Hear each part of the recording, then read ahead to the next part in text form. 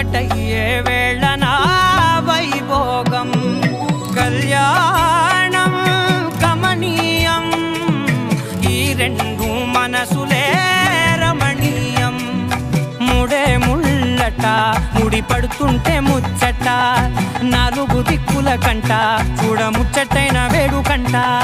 ఆ పంచభూతాల తోడుగా ప్రేమ పంచుకొనే పండగంట ఆరరుగల నిండుగా ఇది నూరెళ్ళ పచ్చని పంట